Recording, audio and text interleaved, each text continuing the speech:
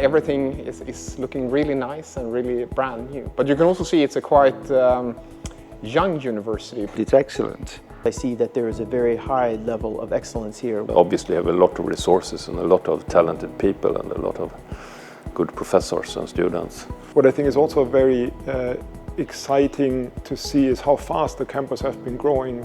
I think what Westlake is really strong in is, as you said, the interdisciplinarity, in particular quite a strong focus on translating fundamental science questions into together with engineering solution and to implement them together. So I think Westlake is definitely on the right track towards being a successful university. I'd be very happy to recommend Westlake University to prospective KTH students for study abroad. We're really hoping to see a lot of Westlake students and faculty come visit us.